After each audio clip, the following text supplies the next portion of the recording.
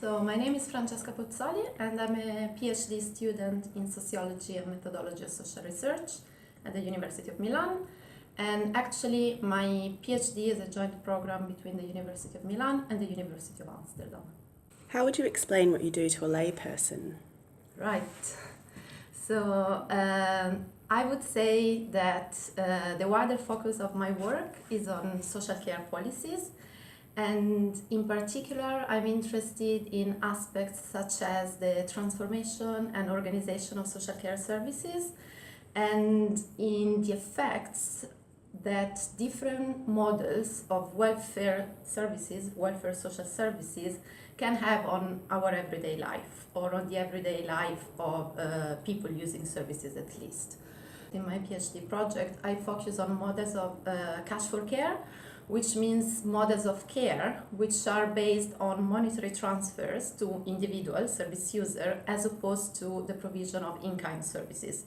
And I'm doing a comparison between Italy and the UK on the way these models have been used to promote more choice and control for people.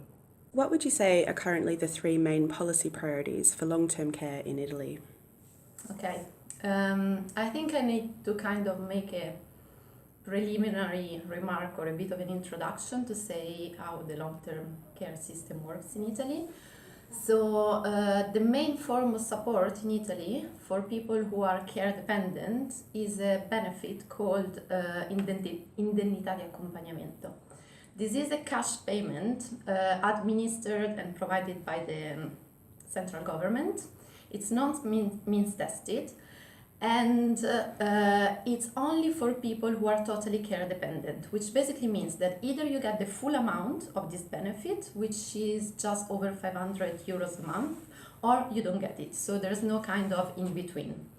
And 70%, roughly 70% of the recipients of these benefits are elderly people. And in addition to these benefits, they can also have access to services provided by either regions or municipalities.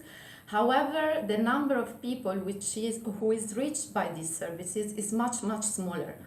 And these services are also unequally distributed among regions and also among municipalities. So this means that a big number of people actually is not reached by state services. And so this is why the long-term care system in Italy pretty much rely on the care provided by family. So both at an organizational level, I would say, and financial level, which basically means that families have to organize their own care and also pay for it sometimes. So I would say that given this context, the first policy priority would be about guaranteeing the right, the universal right to basic care services, to basic levels of care for those who need it. So this means that we should find ways to reinforce or to clarify also at a legislative level what are the basic level of care that should be provided universally throughout the whole nation. So just to give you an example, if you take domiciliary care, for instance, at the moment, often the domiciliary care that is provided by region and municipalities, often this is provided only if resources are available. Guaranteeing the basic right to care needs, so universal right to basic level of care, means that if someone is assessed as being eligible to receive domiciliary care, this should be provided, independent from resources. So this is the first policy priority, which leads to a second one, which is about the service offer. So I think that redeveloping the service offer would be the second policy priority. And this is because historically, as we've seen, the Italian system has been based on cash payments, and these are not always appropriate in the sense that they might not be appropriate because they're not tailored to the level of needs different people have, or they might not be appropriate because families don't know how to use this cash payment because there are no services out there, or families are left completely alone in planning their own care solutions. So I would say that Yes, reconsidering and working on developing a care offer, a service offer that would suit the needs of different people is the second policy priority. Because actually what happens when families are left alone is that many of them just use the cash payment, if they get it, if they're eligible, to either buy services from the private market, like residential care services, and they would use the benefits and then top up in order to pay for the fees, or they would use the benefit in order to provide the care themselves as an income support measure, or sometimes they use it to employ personal assistants. And actually, in relation to personal assistance, I think there is a third policy priority. And this is because in Italy, often personal assistants are migrant workers, very often women, who are employed by families to work as 24 hours live-in carers. And however, the rights of these migrant workers, from their legal status to their working conditions, are not always guaranteed. So I would say that there is another element here and another policy priority which regards guaranteeing the rights of the workforce. And to what extent do you think these priorities have changed in the past 5 years, if at all? Right. So, well, I think that overall we could say that they're just more urgent.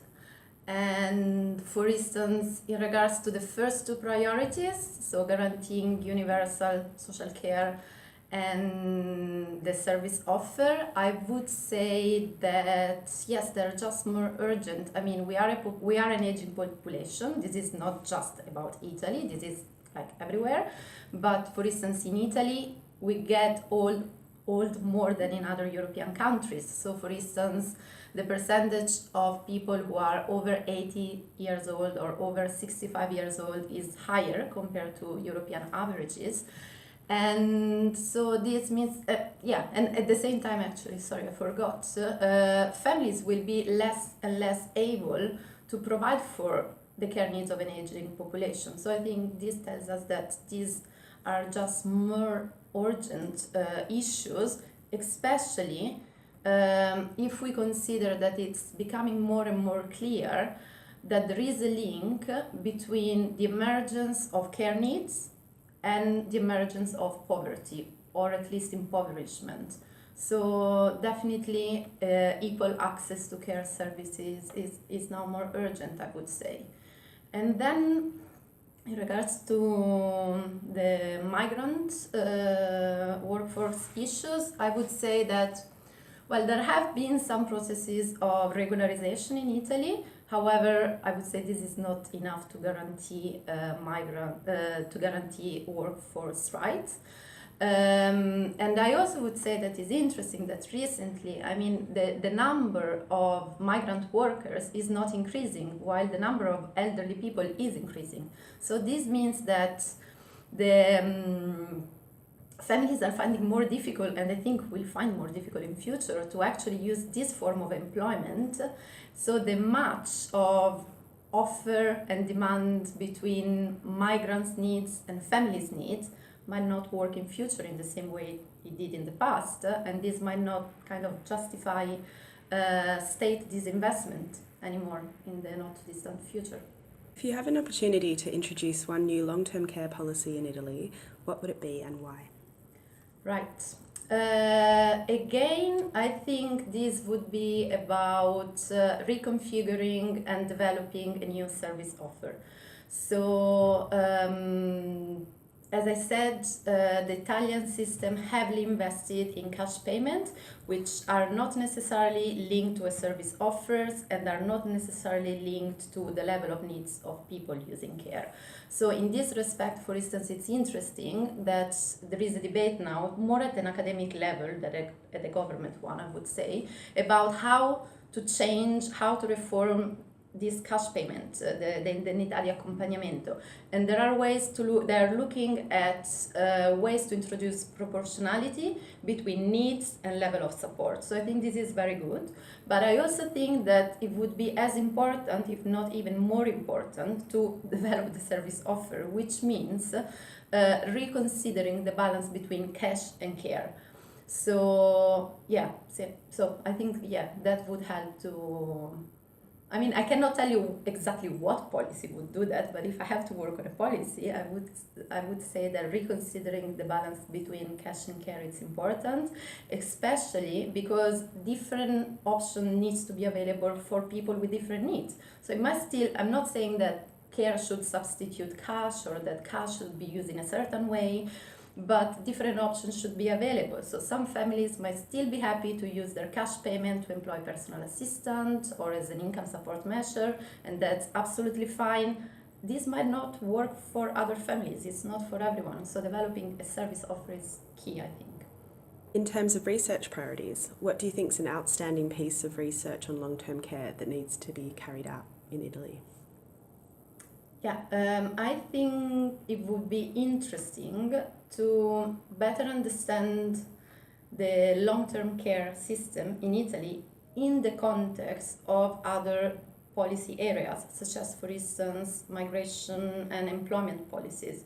So I think understanding the interaction between these three different levels would be quite interesting, and I think it's because we know that migration policies and employment policies do have an influence in affecting the long-term care provision. So I think that better understanding these links would help to provide solutions which are not just quick fix solution, but which would consider kind of more holistically structural problems that would need to be tackled as well. I'm going to ask you a few quick questions now, and I'm looking for a number in response from 1 to 10, where 1 is low and 10 is high. What policy priority is allocated to long-term care in Italy? Right. If we take into consideration pension, I would say a very high policy priority. However, if we take pensions out, things I have done actually, I would say quite low, maybe 3. How aware is the general public in Italy of what the long-term care system offers to them? Maybe 2. It's very difficult to know what is out there. So yeah, maybe 2. How well does the system support people with long-term care needs? I would say 4. And this is because there is actually something like these cash payments I was talking about. However, it doesn't work for everyone, but I mean, it's there, so I would say 4, yeah. How well does the system support the needs of carers? Same, I would say 4 for the same reason, but again, if you are one of the lucky families, and it works well for you, but it's not for everyone, so 4. How integrated are social care and healthcare services in Italy? I'm not really sure about that, but I would say not very well integrated, so maybe a 3. Thank you for your time. Thank you.